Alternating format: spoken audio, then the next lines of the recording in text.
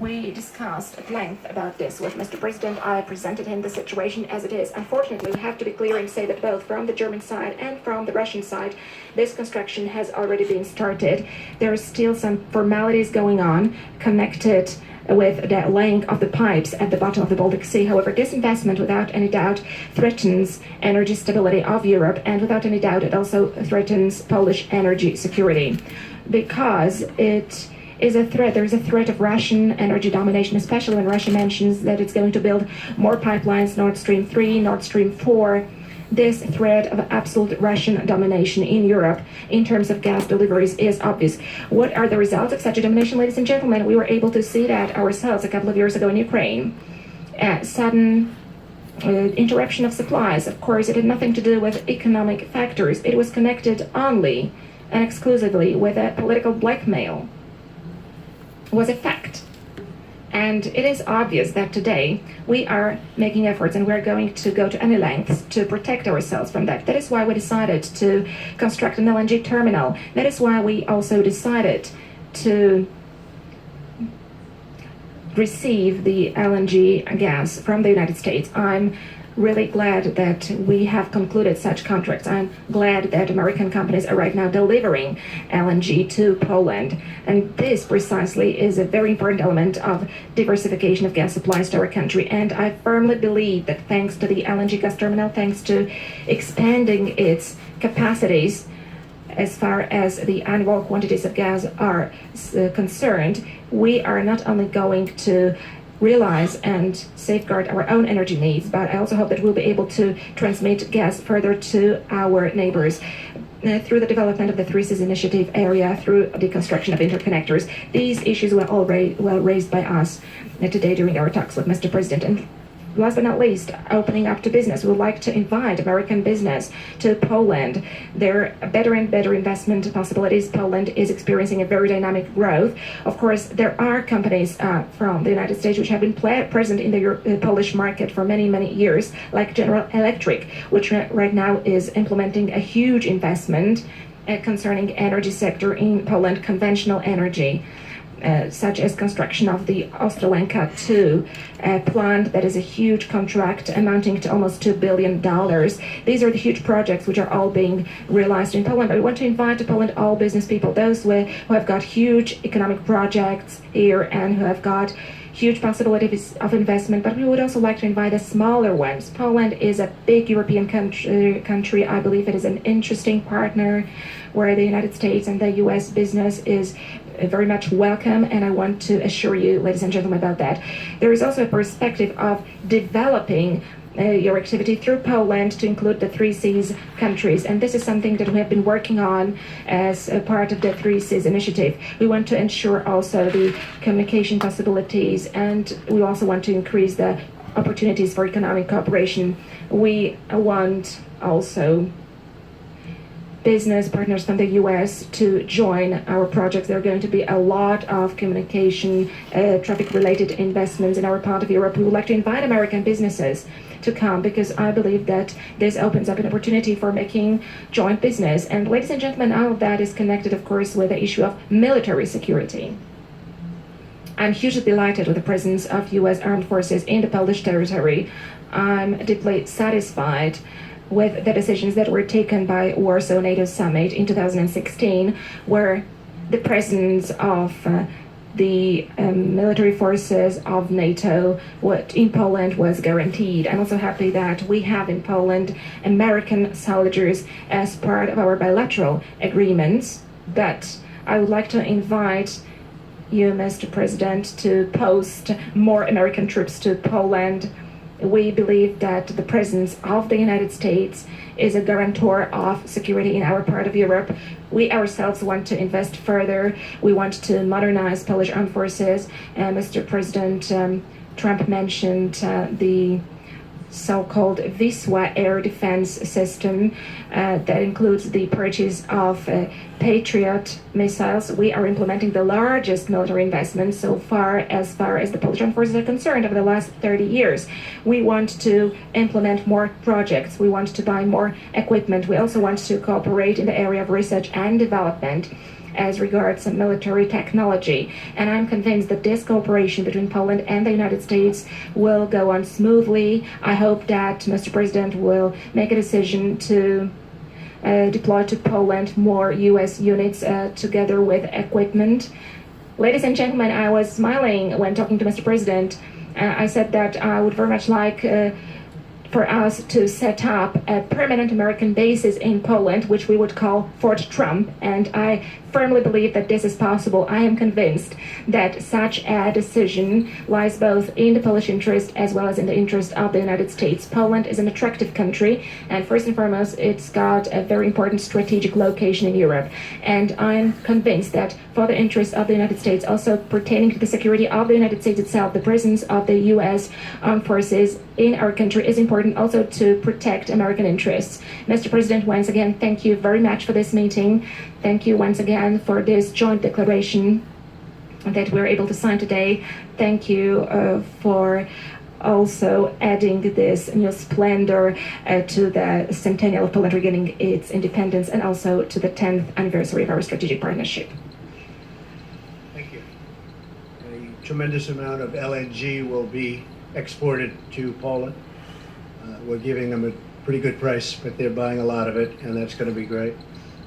I do want to say that while we're together, tremendous effort and bravery is being shown in North Carolina, South Carolina, Virginia, and the area that was so horribly hit by Hurricane Florence. I just got some clips of some of the things that the Coast Guard is doing and getting people to safety in horrible, horrible conditions. And I want to just salute all of the people that are working so hard, the first responders, law enforcement, the military, FEMA. Amen.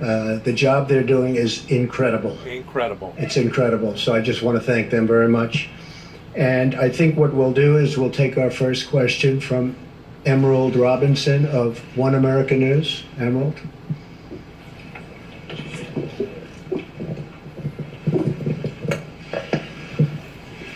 Thank you, Mr. President. So, news today of a Russian plane shot down over Syria. Russia is assigning the blame to Israel, even though it was accidentally shot down by Syrian forces. Clearly, things are heating up. There's concerns by many Americans, most Americans, that we might be involved in a war in Syria soon. You had hoped to bring troops home, but clearly things are changing. What do you tell American people today about a possibility of war in Syria? Well, I just heard about the incident you have mentioned, Emerald, and it sounds to me, and it seems to me, just like based on a review of the facts, that Syria shot down a Russian plane. And I understand about 14 people were killed, at least. No. And that's a very sad That thing. ain't But good. that's what happens. That's not But, good at all. Syria, according to early reports, that's subject to change, but that Syria shot down a Russian plane. So that's not a good situation. We have done a tremendous job in Syria and in that region eradicating ISIS, which is why we're there. And we're very close to being finished with that job. And then we're going to make a determination as to what we're going to do. But we have eradicated ISIS in a very large area of the Middle East. These are people that will not be coming here because they're not around any longer. Hallelujah. So we've done, in a very short period of time, our Vice President is here, Mike Pence, our great Secretary of State, who really, thank you very much for the great job you're doing, Mike Pompeo. And we've been working very hard on this, and we've done an incredible job over there, but we'll make a decision fairly quickly. Thank you very much. Would you have a question for the President? Certainly. Thank you, President Duda. Clearly, you said you asked President Trump if he would consider a permanent base in Poland, and of course, that also relates to Russia. What would you say, how did the President respond to your position to have a permanent base from America in Poland? And then also, do you currently have concerns over the U.S.-Russia relationship? Oczywiście. Well, of course, I told Mr. President about all the aspects connected with the permanent presence of the U.S. armed forces in Poland. But first and foremost, I assure Mr. President of one thing. First and foremost, ladies and gentlemen, we cannot say that if there are permanent bases of the U.S. armed forces in Poland, we will see a deterioration of security, because that will lead to an increased Russian activity and an increased militarization of this part of Europe by Russia. I want to say it clearly, ladies and gentlemen, a very strong militarization of, for instance, Kaliningrad Oblast has taken place for more than 10 years now. It is the reality that we live in today. As far as an aggressive Russian behavior is concerned, as far as increased military activity is concerned, including increasing of the militarization, Russia has been conducting such activities in a systematic way. And for the first time, we're able to see that in a materialized way in Georgia in 2008, when the then president of Poland, Professor Lech Kaczynski, took other European leaders and they went to Tbilisi to stop Russian tanks which were about to attack the capital of Georgia. And from that moment, that military expansion has been developing. It's another leg was the attack on Ukraine. And today we can see an illegal annexation of Crimea. Today we are witnessing constant violation of international law in the Lugansk and Donetsk oblasts. So these are today political and military facts of Europe, and the presence of the United States is only providing a guarantee of security and a possibility to defend. Because let me reiterate again, it is only about the guarantee of security and defense of our part of Europe, that is the free world. This is the most crucial issue right now from our perspective, from the perspective of Central and Eastern European countries. And we are speaking in one voice on this one, generally. That is why we wanted to ensure the presence of the United States Armed Forces, and also we wanted to have the presence of NATO forces in our part of Europe as well. Of course, Mr. President and his staff, his advisors, and also the Pentagon staff have to consider all these issues, but there is a whole range of arguments which are in favor of the fact that the presence of the U.S. armed forces in this area is absolutely justified today. That is due to the protection of the interests of the United States as well. So I'm absolutely convinced of this one, because today, unfortunately, we are seeing international law being violated. Today, we are seeing aggressive behaviors, and I am convinced that there is no more effective method of preventing a war than a decisive stance, demonstrating that we are ready any moment to repel a possible attack. And a presence also means deterrence. At the same time, I'm convinced that when we have a strong military presence in this part of Europe where there is a potential threat, then there will be no war happening ever.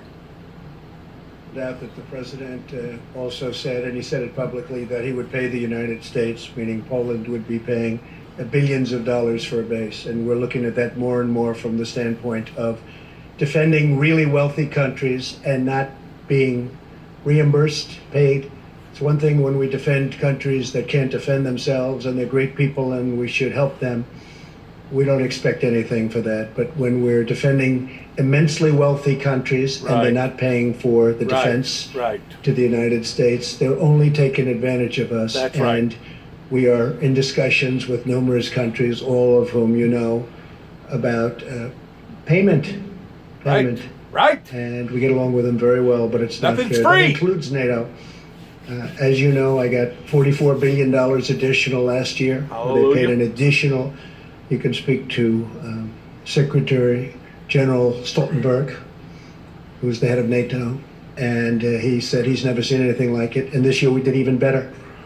But when a country is very wealthy, and when the United States has been protecting them for many years at tremendous cost like nobody in this room would believe, it's time that they help with, we call it burden sharing. Right. And they will do that. But the president offered us much more than $2 billion to do this. And so we're looking at it. We're looking at it from the standpoint of, number one, military protection for both countries, and also cost. A term you don't hear too often, and you haven't heard too often over the last 25 years, but that's the way it has to be. Thank you very much. would you like to have a question, please? That's the way it should have been. Dzień dobry, Instead of giving the Marzena farm away. Kozłowska, Polish Press Agency. I got a question to President Trump. Question? Do you share the conviction, which we have just heard a minute ago, expressed by President Duda concerning the threat which is posed to the region, but not only to the region, by Russia? And do you also share the view that permanent American bases in Poland are justified not only due to the security of the countries in our region, but also due to the security of the United States? I think it's a very aggressive situation. I think Russia has acted aggressively. They respect force, they respect strength, as anyone does. And we have the greatest strength in the world, especially now. We were being depleted under the last administration. We had planes that were old and tired and didn't fly in some cases. They were getting used parts. This is the United States. It doesn't happen. We make the greatest planes in the world and missiles in the world. And we have enhanced, to put it mildly, our military. It's literally being rebuilt as we speak, Hallelujah. with literally hundreds and hundreds of planes and missiles and everything that you can imagine. They never had it so good because I got in Congress $700 billion this year, $716 billion last year.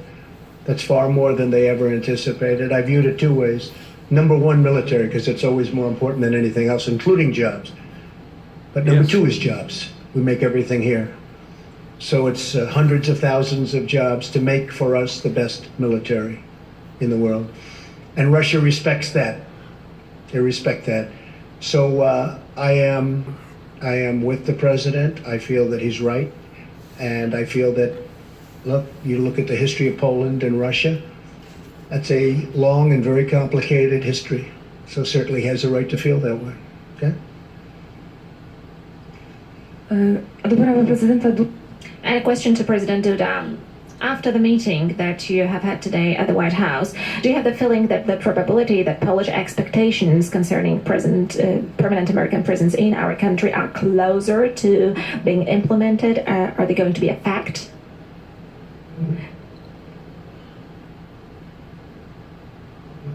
Ladies and gentlemen, today myself and Mr. President had a tete-a-tete meeting, a private meeting, and then we met also with our staff. We had long conversations, very honest discussions, and very strong at certain points as well in terms of diagnosis of the situation in the area of military security and energy security alike. And I am convinced that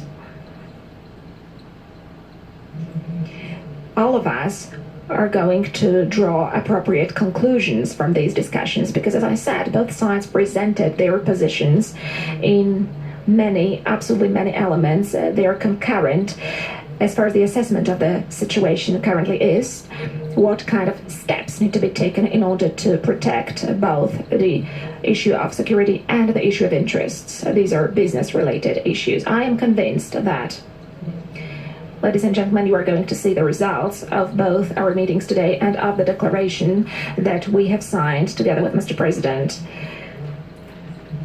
Of course, we are talking about long-term processes, so I'm sure that you are going to see how this is going to be filled with content. You will see concrete facts that will appear on the maps and also in agreements and in purchases that are going to be realized. John Decker of Fox, please.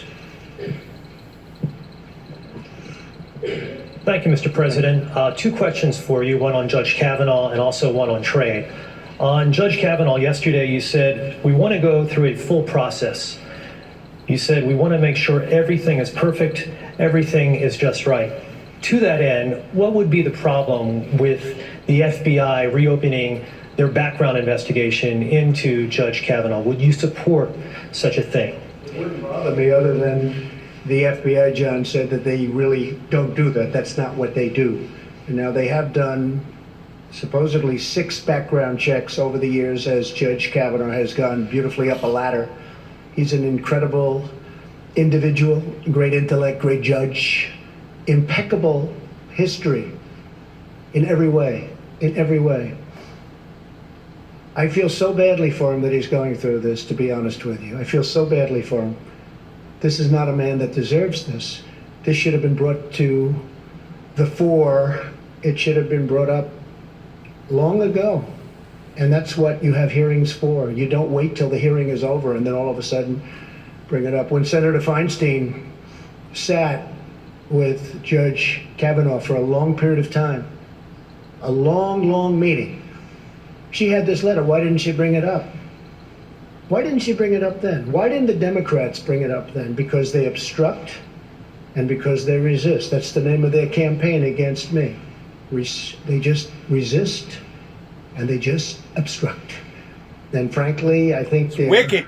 lousy on policy, and in many ways they're lousy politicians, but they're very good on obstruction. Throat cutters.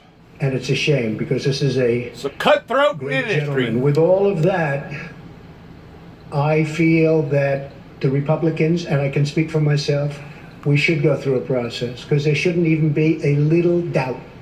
There shouldn't be a doubt. Again, they knew what they were doing. They should have done this a long time ago, 3 Right, months ago. Right, right. Not now. But they did it now. So I don't want to play into their hands. Hopefully, the woman will come forward, state her case. He will state his case before representatives of the United States Senate, and then they will vote. They will look at his career. Make a rational decision. They will look at what she had to say from 36 years ago, Right.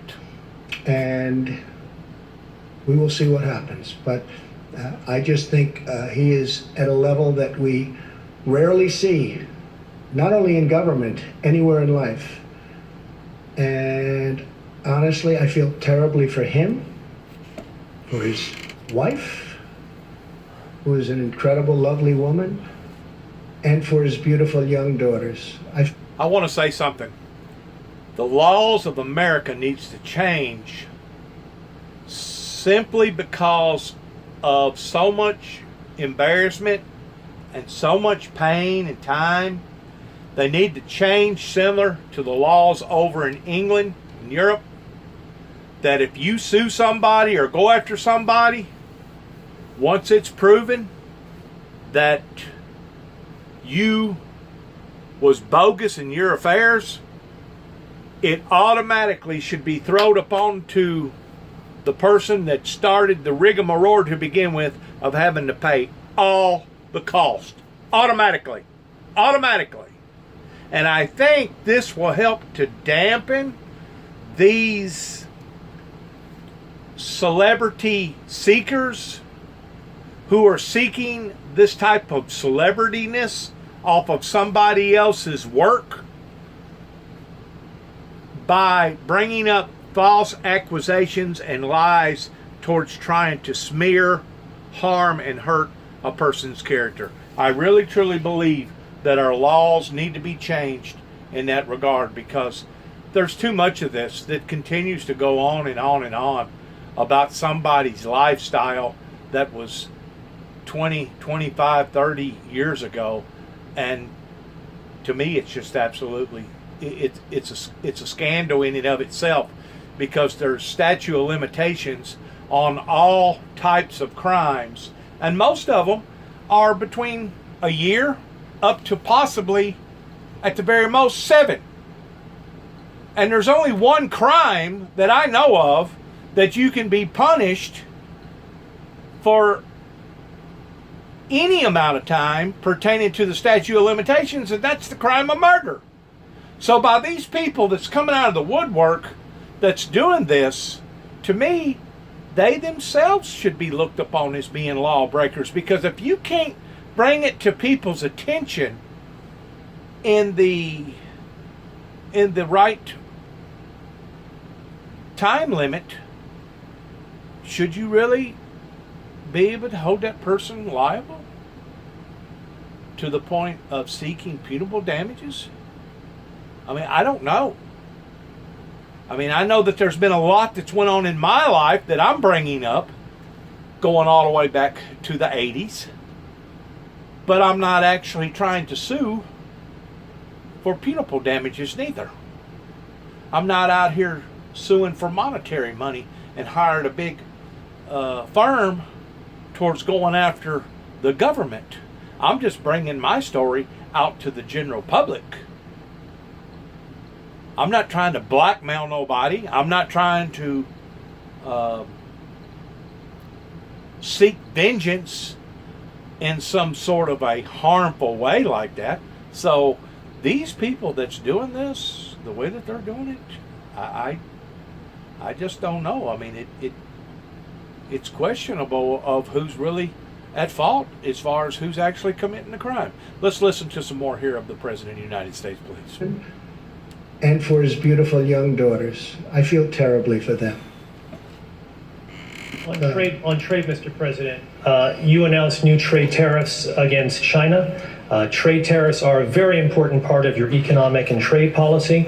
In your first year in office, the U.S. trade deficit increased by 12%. And last month we saw the trade deficit increase to, I believe it was $72 billion. So my question to you is your trade tariffs policy working? Well, we just started. We didn't do anything with respect to China because we wanted to have the benefit of China having to do with North Korea. And they have been helpful. I hope they're still helpful. There's a question about that. But it got to a point where the numbers were too big. This should have been done for the last 20 years. If you look at the WTO, the World Trade Organization, that's when China really happened economically. It was like a rocket ship because Right. they took advantage of the rules of the WTO. Right. And whoever was standing at this podium in this incredible White House, in the Oval Office, they should have done something about this long ago. Over Go the back last 3 or number 4 of years, China has administrations. taken out of this country $500 billion and more. Right. A year. A year. $500 billion. That would go a long way for Poland, wouldn't it? You could rebuild the whole country. And that's what China did. They rebuilt their country with tremendous amounts of money pouring out of the United States. And I've changed that around. And if you look at what's going on, our market is going up like a rocket ship. I don't want their market to go down, but their market is down 32% in 3 months. Because we can't let them do anymore what they've done. And I watch trade deficits because to me deficits are very important. They're not everything, and they're not exact. Sometimes you can have a deficit, and that's not such a bad thing. But when you have $375 billion in trade deficits, and then many billions of dollars in other liabilities of all different types, you have to do something about it. We are the piggy bank to the world. Right. We've been ripped off by China. Right. We've been ripped off by, excuse me, Mr. President, the European Union, Right. of which you're a part of. We've been ripped off by everybody. And I want to protect the American worker, the American farmer, the ranchers, the companies. And we're not being ripped off, you will see in a little while. Speaking of that, we've come to a conclusion with Mexico. We have a wonderful deal for both parties. It was a very one-sided deal. Now it's a good deal for both parties, very happy with it. The new president had conversation and it was terrific. I think we're going to have a very good relationship. We'll see. We'll see. We want help on the border because we have the worst immigration laws in the history of mankind or womankind. We have horrible, horrible immigration laws, so we want help. But we've come to a conclusion with Mexico. Canada has taken advantage of our country for a long time. We love Canada. We love it. Love the people of Canada. But they are in a position that's not a good position for Canada. They cannot continue to charge us 300% tariff on dairy products. And that's what they're doing. So this is a process. It takes a little time. The European Union wouldn't talk to us. They wouldn't talk to President Obama, wouldn't even talk to him. And then I said, that's okay, you don't have to talk to me. Jean-Claude is a tough man. He's a very good man. I like him, but he's tough. He's nasty. The kind of guy I want negotiating for me. But he's a tough, tough cookie. And I said to him, we have to renegotiate the deal. He said, but Mr. President, we are very happy with the deal. We don't want to negotiate. I said, you may be happy with the deal, but I'm not happy with the deal. And he didn't want to renegotiate. And after 3 times, he still didn't want to renegotiate. I said, that's okay. We don't have to renegotiate any longer. We're going to put a tariff on all of the millions of cars you send into the United States. There you go. And honestly, he was in my office so quickly from Europe that I didn't know they had airplanes that flew that fast. I said, where did you find this plane? And we have the semblance of a deal, because it's, to a large extent, economically all about cars. Cars is a very big factor, and they send millions of BMWs and Mercedes into our country. So High-end. we are working on trade very hard. It's very important to me. It has been for 30 years. I've been saying for 30 years. Started with Japan. I talked about Japan. I was right. I talked about China. I was right. It's what I do. And I like doing it. But I like doing it for the people. Because our country has been abused and taken advantage of Been punked. by virtually every country that it does business with. And Yep. we're just not letting that happen anymore. Thank and that you. includes what I said Thank previously about the military. Please. Thank you, Mr. President President. Duda, welcome back to the U.S. As it relates to U.S.-EU relations, as the President mentioned, Poland is a proud member of the European Union. How would you describe U.S.-EU relations right now? Did you talk about improving that relationship? Did you carry a special message to the President from Mr. Juncker? Szanowny panie redaktorze, bardzo Sir, I would be very happy if it was Poland which would disrupt the trade balance of the United States. I really would be happy if that was the case. Because my understanding as far as politics is concerned and caring for the matters of your country is similar to the view of Mr. President Trump. Mr. Trump is saying America first and I'm saying Poland first. So we understand each other very well. And it is hard for me to be surprised with the fact that Mr. President, being a very experienced man, a man of success, as far as business is concerned, knows how to calculate. He knows how to calculate, and I think nobody puts that in the question either in the U.S. or in another place. And he takes care of the United States.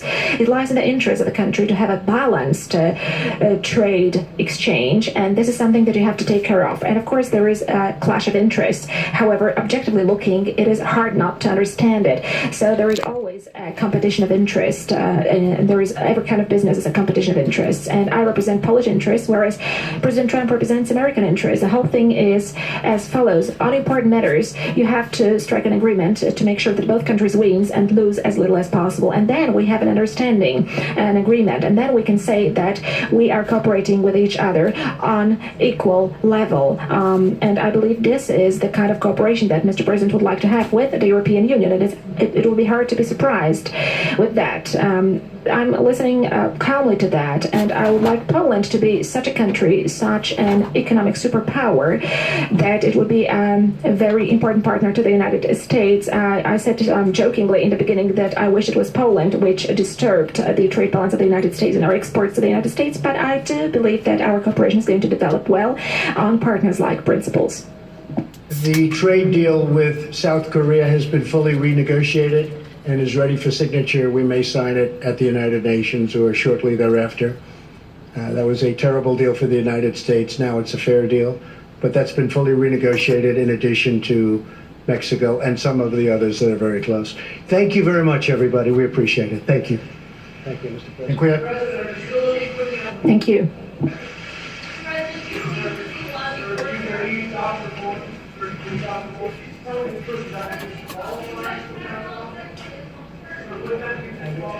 That's All right, the just end. listening into those last shouted questions, they seem to be over now. I just wanted to see if the president was going to have any reaction to them. He was there with the Polish president. Good afternoon. I'm Ali Velshi. You've been listening to President Trump alongside the Polish president. President Trump took a question regarding the big story of the day, Judge Brett Kavanaugh. He made it clear that his support for Kavanaugh has not wavered. Honestly, I feel terribly for him, for his wife, who is an incredible, lovely woman, and for his beautiful young daughters. I feel terribly for them. I feel terribly for him. That's President Trump's message after the Republican chairman, Senator Chuck Grassley, announced after mounting pressure that the Senate Judiciary Committee would hold a public hearing on Monday concerning a sex assault allegation against Supreme Court nominee Judge Brett Kavanaugh. That puts a delay to the vote to confirm Kavanaugh, a vote that was initially scheduled for this Thursday. The delay is not enough for at least one Democrat this afternoon.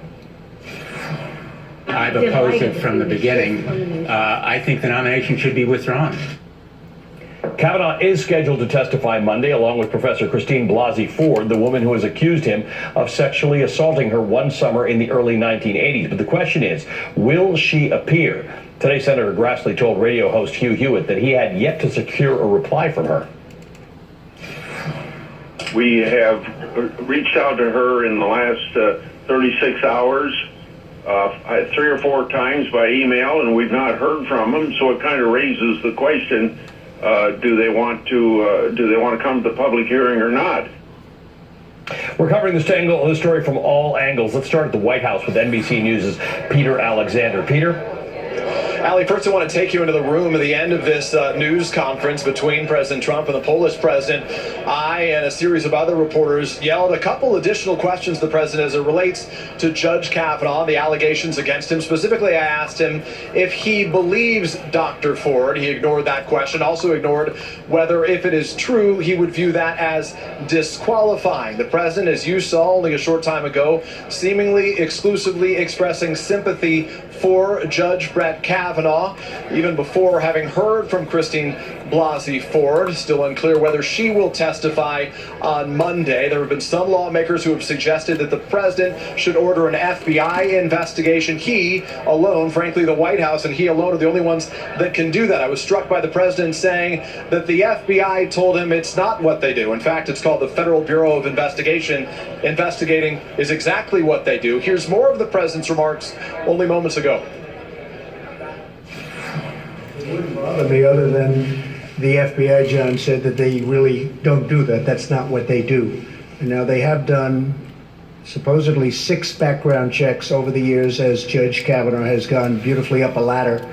He's an incredible individual, great intellect, great judge, impeccable history in every way, in every way. I feel so badly for him that he's going through this, to be honest with you. I feel so badly for him. This is not a man that deserves this. This should have been brought to the fore. It should have been brought up long ago. And that's what you have hearings for. You don't wait till the hearing is over and then all of a sudden bring it up. When Senator Feinstein sat with Judge Kavanaugh for a long period of time, a long, long meeting, she had this letter. Why didn't she bring it up? Why didn't she bring it up then? Why didn't the Democrats bring it up then? Because they obstruct and because they resist. That's the name of their campaign against me. We heard from President Trump earlier today saying that he is totally supportive of Judge Kavanaugh, who has been working, at least for the last couple of days, just adjacent to the White House in the Eisenhower Executive Office building, where he's been working with some White House staffers preparing for that expected testimony on Monday. Again, though, Ali, what struck me most is that the president was sympathetic toward the judge, but had almost nothing to say about the allegations from Dr. Ford herself. Nothing whatsoever, actually. Thanks, Peter. Peter Alexander for us at the White House. Let's go to Capitol Hill, where Casey Hunt is standing by. Casey, has there been more reaction today, particularly from Republicans? Sure, Ali, although I have to tell you, there's also been a little bit of confusion, or really a lot of confusion up here on Capitol Hill, because no one has heard from Dr. Ford or from her lawyer, Deborah Katz, about whether she does intend to testify on Monday, as she has been invited to do. And of course, Democrats have been calling for the FBI background investigation to be reopened. So far, the FBI has declined to do that. So that may be a factor in all of this. But the reality is, Senator Feinstein told our Hill team that she doesn't think that the hearing will go forward if Dr. Ford doesn't respond to this. And this isn't a question of negotiations or people going back and forth or some sort of unhappiness about what's going on.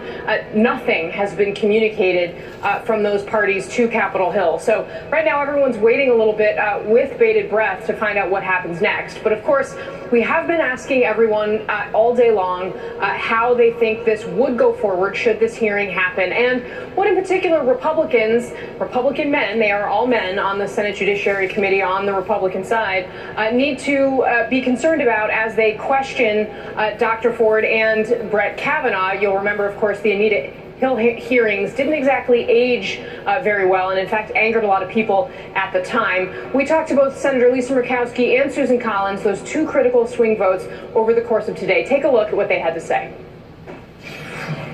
I think that an allegation has been made by Dr. Ford.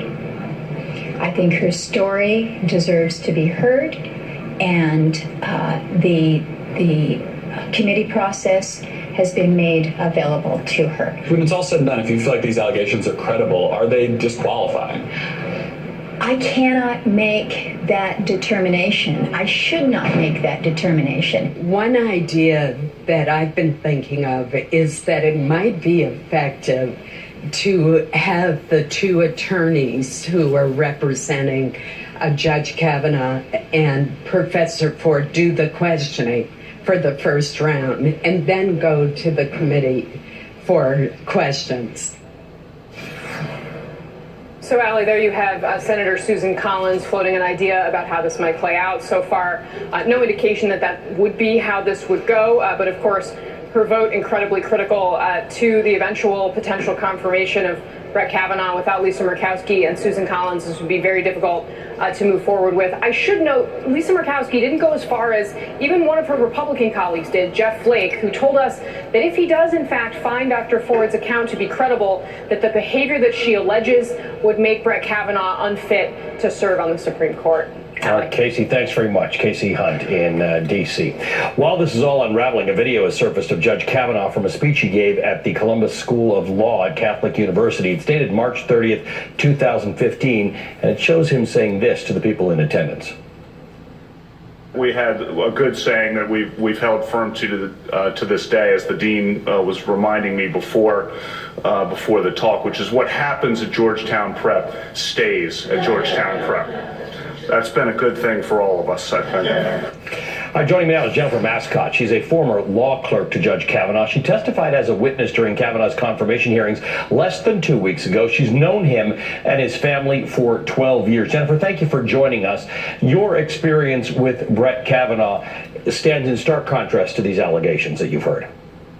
Well, thank you so much for having me on. Yes, I clerked for Judge Kavanaugh his first year on the D.C. Circuit from 2006 to 2007. As you've mentioned, I've known him and his family for 12 years. And I have to tell you that every moment that I have interacted with him, known his family, worked closely side by side as a law clerk to the judge, has acted with absolute integrity and character. He's been selfless. He's been fair-minded. He's been transparent. That's the approach that he's brought to the cases that he decided every one the year that I worked with him. He's remained a mentor, a career-long friend, someone that I deeply respect and am honored to know. And throughout the confirmation process has had many statements of support from people of all walks of life, all along the spectrum. You saw many of them testify the day that I did, that Friday at the Senate hearings, and I, of course, strongly support Judge Kavanaugh, have learned a lot from him and respect him a great deal. So statements of support and character references are definitely important at a time like this. How do you sort of hold that in your head at the same time as this woman, Dr. Blasey Ford, who has come forward with an allegation? How do you square those? Well, this is obviously a really tough set of circumstances, and as many have said, everyone should be treated with respect and dignity and heard concerns. I want to say something real quick before I kick this off. And I don't even know if this is appropriate or not for me to say this.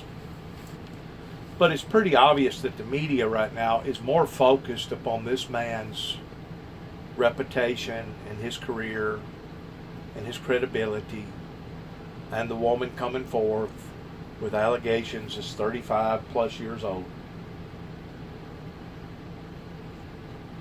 What I'm trying to make a point here is that the handiwork of Satan is so disruptive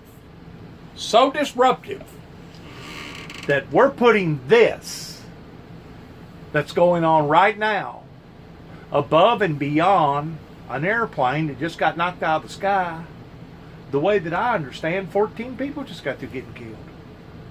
Why are we not focusing on that? Why are we not focusing on other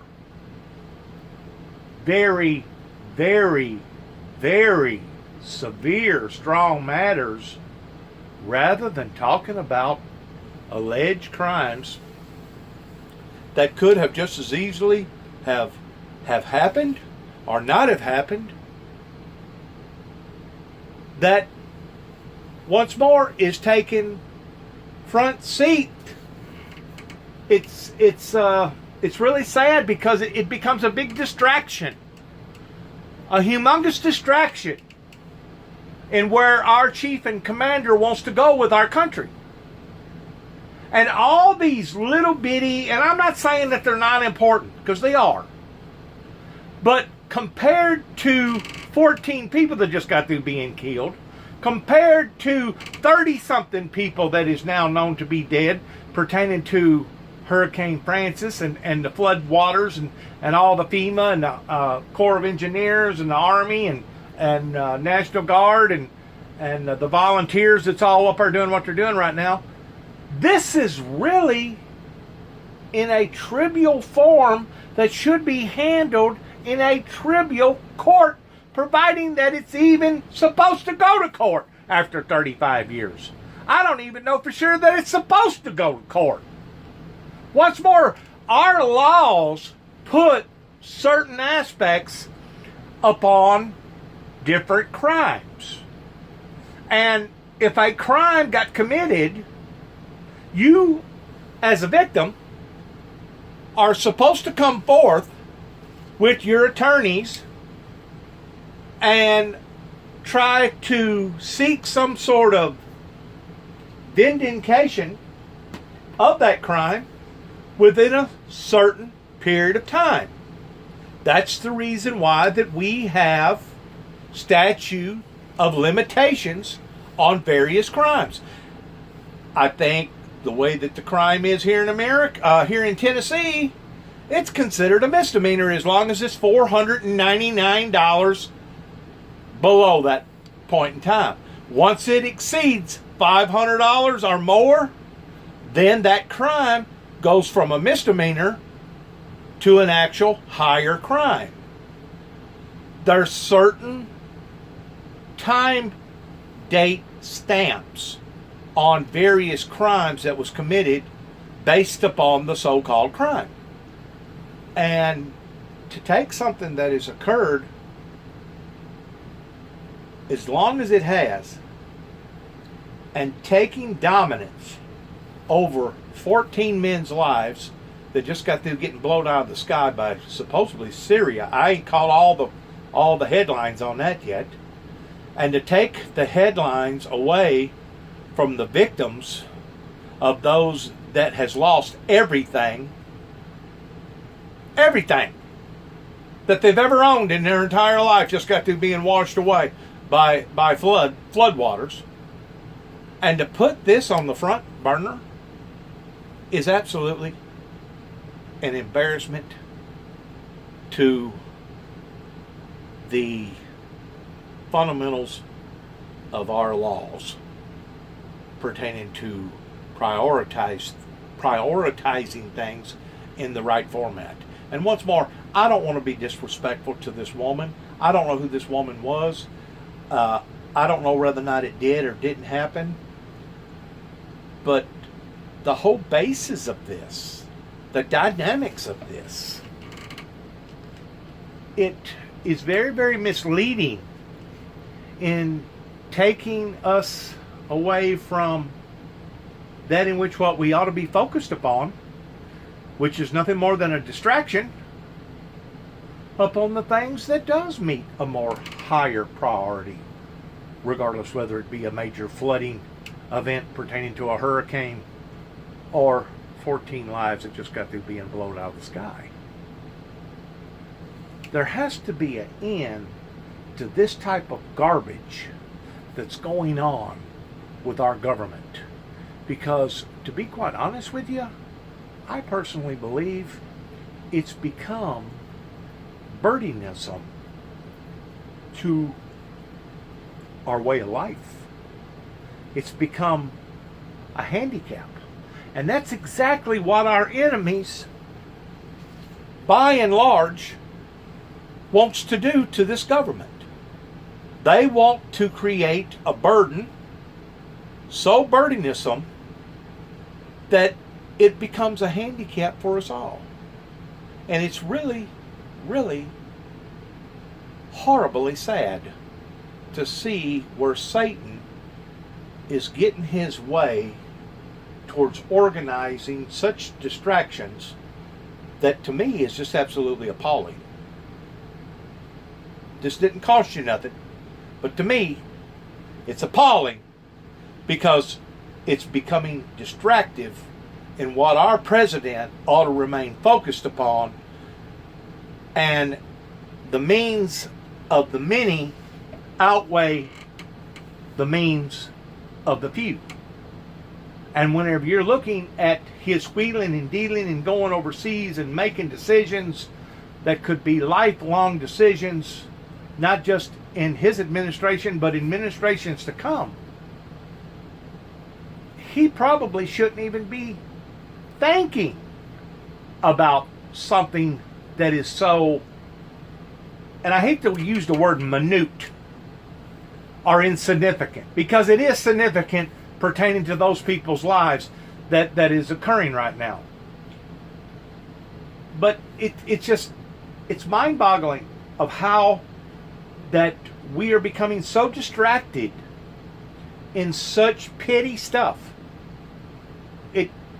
It's really scary to think that our chief and commander has to stay focused upon stuff like this whenever he ought to be focused upon the big issues. Which, once more, who and what is more important?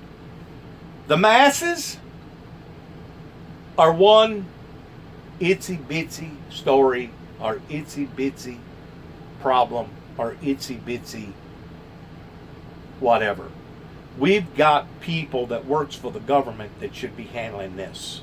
And our chief and commander, unless he just don't have nothing else to do and he just wants to be entertained by the ideal pertaining to this event, but we have other major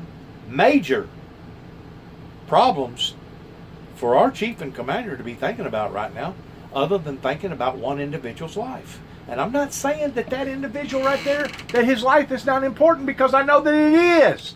And his family thinks that it is. And his children thinks that it is. And I even think that it is.